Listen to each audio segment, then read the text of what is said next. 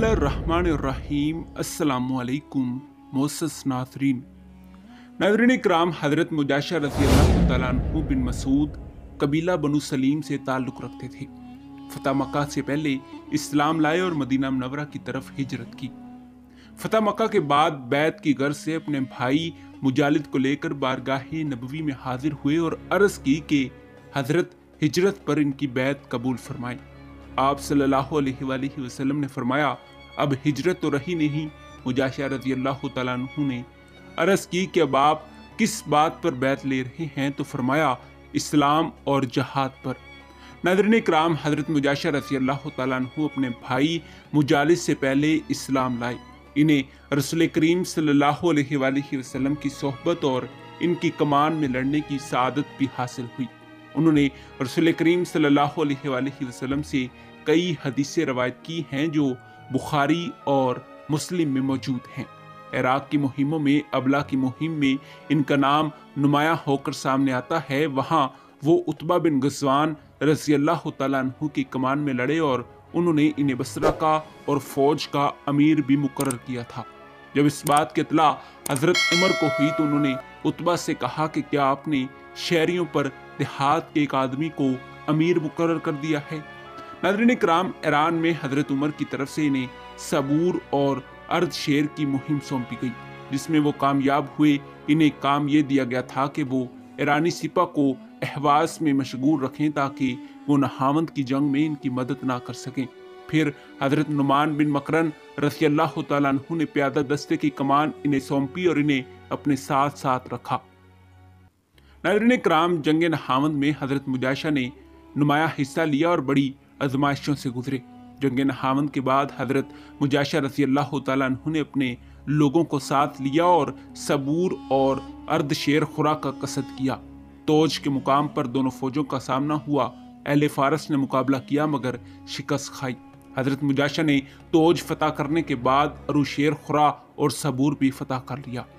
नाज़रीन इकराम, हज़रत उस्मान बिन अफ़्फ़ान के अहद में अब्दुल्ला बिन आमिर बिन कुरैश बसरा के वाली बने तो हज़रत मुजाशा इनके दस्ते रास थे।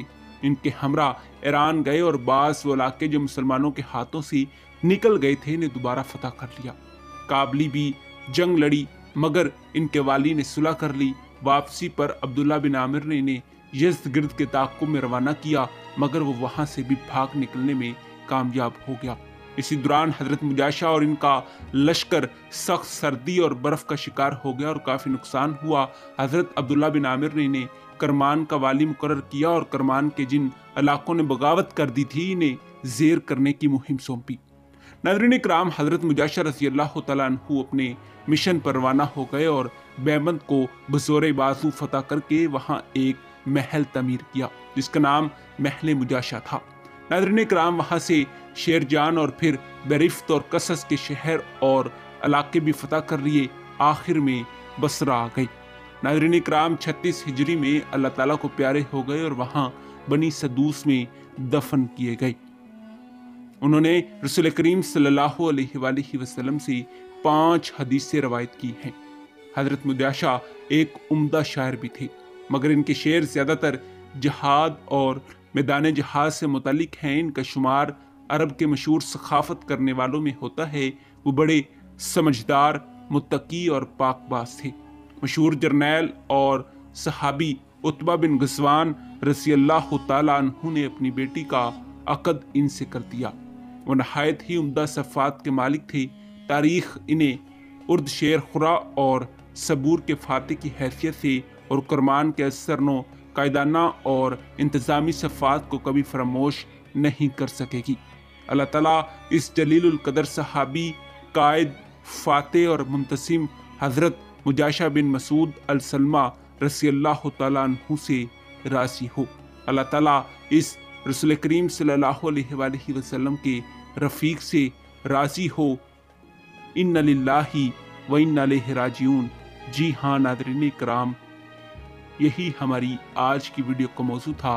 उम्मीद है कि आपको हमारी आज की ये तहकीकी, तारीख़ी, मालूमाती और इस्लामी वीडियो पसंद आई होगी।